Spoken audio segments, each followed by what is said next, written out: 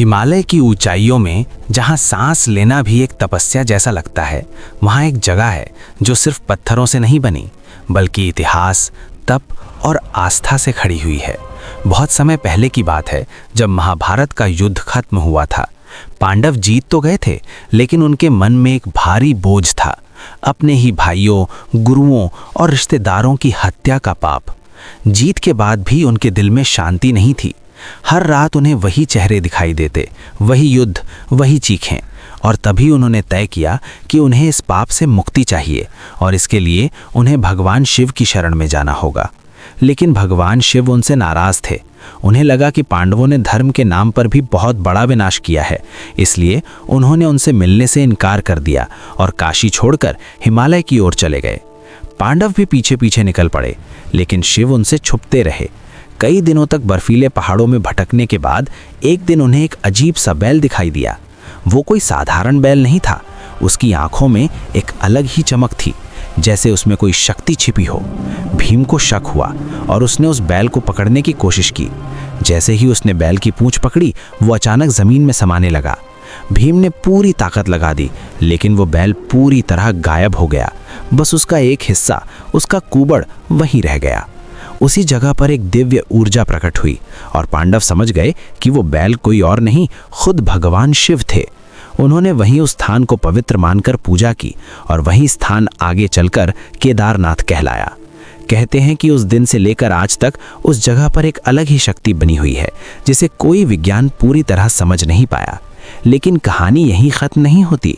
असली बात तो उसके बाद शुरू होती है, जब पांडवों ने तय किया कि इस स्थान पर एक मंदिर बनाया जाएगा, ताकि आने वाले समय में लोग यहाँ आकर अपने पापों से मुक्ति पा सकें।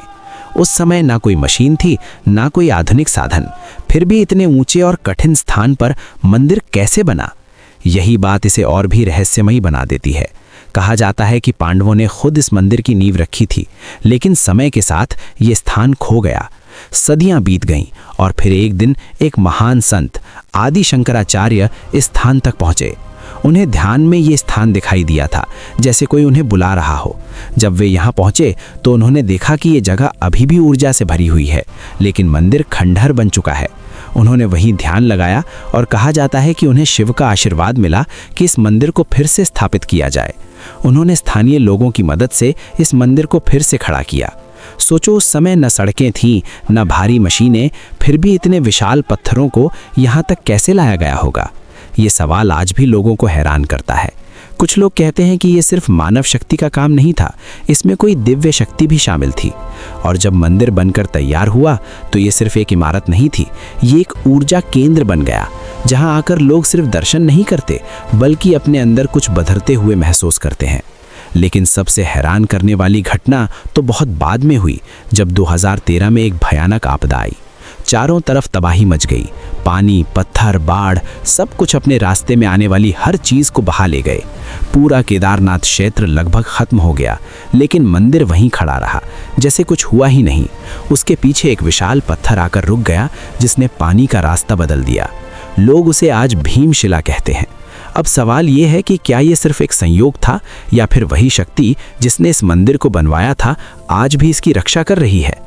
जो लोग वहां गए हैं वे कहते हैं कि इस मंदिर के पास खड़े होते ही एक अजीब सी शांति महसूस होती है, जैसे कोई अदृश्य शक्ति तुम्हें अपने अंदर खींच रही हो। कुछ लोग कहते हैं कि वहां समय भी धीमा हो जाता है, और कुछ कहते हैं कि अगर तुम सच में मन से कुछ मांगो तो तुम्हें जवाब जरूर मिलता है। शायद यही कारण है कि इतने कठिन रास्ते के बावजूद हर साल लाखों लोग वहां पहुंचते हैं, क्योंकि केदारनाथ सिर्फ एक मंदिर नहीं है, ये एक अनुभव है, एक बुलावा है। और जब ये बुलावा आता है तो इंसान चाहे कितना भी व्यस्त क्यों ना हो, वो वहां पहुंच ही जाता है, और जब लौटता है तो पहले जैसा नहीं रहता।